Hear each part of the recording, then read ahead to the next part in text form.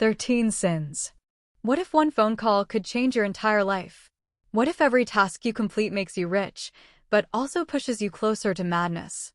This is the story of 13 Sins, a deadly game where money comes at the cost of your soul. At the beginning of the movie, an Australian gathering is shown, and a professor is invited to the stage to deliver a speech. The professor begins with a strange poem about rabbits and bears. The audience feels uncomfortable, and the lady who invited him asks him to return to his seat. She is shocked, just like the rest of the people in the hall. But when she tries to stop the professor, he suddenly cuts her finger. The woman screams in pain, and the audience starts running out of the hall. Meanwhile, the professor tries to wrap her finger with tissue. A policeman arrives and orders the professor to surrender. But the professor refuses, and the officer shoots him. As he is dying, the professor desperately tries to grab a phone lying nearby. Later, the story shifts to a salesman named Elliot, who is about to get married. When he goes to his office, his boss terminates him, saying, "Our customers are not satisfied with you. That's why we cannot keep you in this job."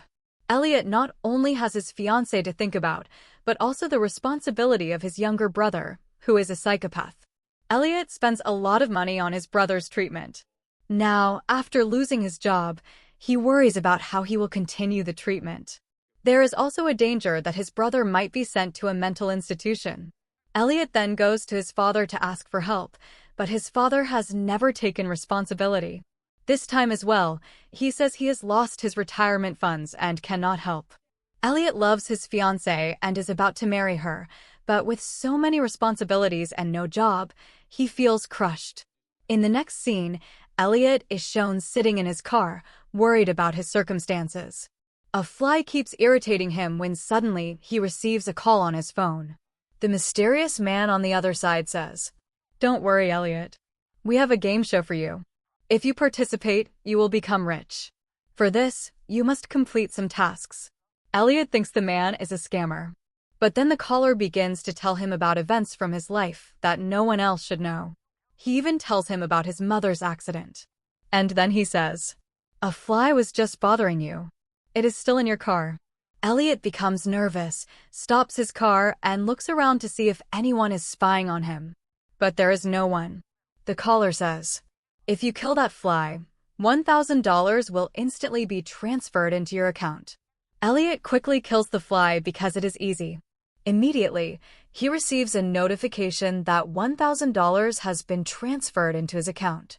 Shocked, Elliot gets out of the car and looks around, searching for the person watching him.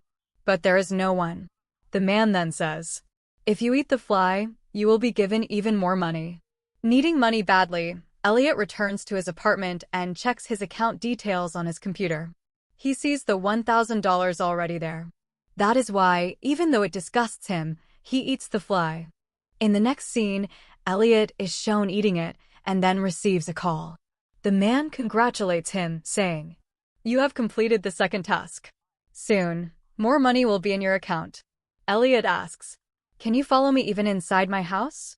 Are you watching everything I do?" The caller replies, "Yes, I can see and follow you. But once you finish or quit the game, you'll have your privacy back." He then explains the rules. Elliot has already completed 2 tasks. There are 11 remaining. If he completes them all, he will be rewarded greatly. If he fails even one, the money will be taken back, and he may end up with nothing. The second rule, he cannot tell anyone about the game. Then the caller says, "If you want to play, repeat after me. I will dance with the golden dog." Elliot repeats the words, and now he is officially a contestant. Soon, Elliot receives another call. The man tells him, "Your next task is worth $5,000. Make a child cry." Elliot thinks this will be simple. He finds a girl running towards him and says, "Your parents will leave you soon. They will abandon you in an orphanage." The girl bursts into tears, and Elliot's reward is transferred into his account. Knowing the girl will complain to her parents, Elliot quickly drives away. Meanwhile, her parents scold her. Next, Elliot goes to a church to meet his father. There, he receives a call. The task, set fire to the nativity scene, built by blind children. Elliot reluctantly takes it outside and sets it on fire. But in the process, the fire spreads, and the church also catches fire. Elliot quickly brings his family outside and rings the fire alarm. For this, he receives $10,000. Meanwhile, the girl and her parents reach the police station to report Elliot. The homeless man whose clothes Elliot stole also arrives. The officer realizes that the same man scared the girl, burned the church, and stole clothes. They prepare Elliot's sketch. Now Elliot is at his sixth task. He is asked to take a man from his apartment to have coffee. Elliot thinks it is easy, but when he reaches the apartment, he discovers the man is dead in the bathtub. Needing money, Elliot dresses the man, covers his face with a hat, and drags him to the restaurant. The waitress is shocked, as the man is not moving. The real problem begins when police arrive at the restaurant. Elliot has a limited time to place the coffee in front of the dead man. Time runs quickly, but at the last moment, he places the cup on the table, completing the task. But the police begin questioning him. The argument grows and Elliot escapes. The caller becomes impressed by his skills and promotes him to the 8th level instead of 6th. Elliot then remembers he left his library card in the restaurant. Now the police can trace him easily. But the caller assures him, if he completes all challenges, he will be released with a fortune. Later, a bus takes Elliot to an unknown place. There, he meets a boy from his school named John. His next task, cut off John's arm. John used to bully Elliot in high school. Elliot hesitates, but John provokes him, reminding him of all the bullying. Finally, Elliot attacks his arm. He then takes him to the hospital and receives $250,000 for the task. Next, Elliot attends his wedding rehearsal dinner. But his task is to ruin it completely. He smashes things and creates chaos. His fiancée thinks maybe he is doing it for his brother. But Elliot is only completing the challenge. After ruining the dinner, he escapes.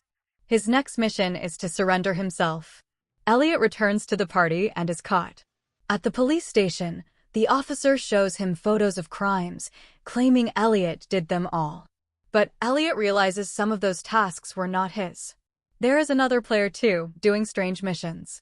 When the officer leaves him alone, Elliot breaks out of the cell using a sharp piece as a weapon. During the escape, he falls into a dustbin and loses his phone, his only way to contact the caller. He later meets a homeless woman and suspects the caller sent her. Meanwhile, the detective investigating the case meets a man who says his wife once played the same game. Since then, Vogler has been searching for the game's master, but with no success. Back to Elliot, the homeless woman gives him his next task, to hang clothes on a string. Elliot thinks it's simple, but then realizes the string stretches across a road. A group of bikers approaches at high speed. If the string remains, they will be decapitated. Elliot, horrified, removes the string at the last moment, saving them. But then he sees another player, who has also set a string across the road. The bikers escape Elliot's trap, only to be killed by the other player. Seeing their bodies, Elliot decides to end the game. He chases the other contestant to stop him, but the man escapes in a van. At that moment, Elliot receives a call. Your final mission is the same. Kill a member of your family. Elliot throws the phone away. But when he reaches home, he is shocked to see his father sitting in the living room and his brother Michael in the washroom. He then discovers Michael is also playing the game. Michael is ready to kill their father to complete his last task. But their father reveals a dark secret. Years ago, he too played the game. And in the final task, he killed their mother. Hearing this, Elliot breaks down in tears. He prepares to kill his father for punishment, but before he can, his father kills himself, denying both sons the reward. Elliot tries to walk away, but Michael turns against him. He wants to win the game at any cost. He points a gun at Elliot, and in the struggle, Elliot shoots him. As Michael lies dying, he tries to stab Elliot with a knife, but fails. Michael dies, and unknowingly, Elliot has completed the last task. He has won. But the nightmare isn't over. The detective, who has been investigating, is revealed to also be a player. He killed Vogler, who was searching for the game's master, and burned all the evidence. He arrives at Elliot's house to burn his father's and brother's bodies. But Elliot shoots him before he can. In the final scene, Elliot calls his fiancée. He tells her he is safe. But she says she has received a strange call from a man asking her to eat a fly. Elliot panics, warning her not to play. But she reassures him, "Don't worry, I ignored it." Elliot finally breathes in relief. At least she is not trapped in the same nightmare. Here, the film ends.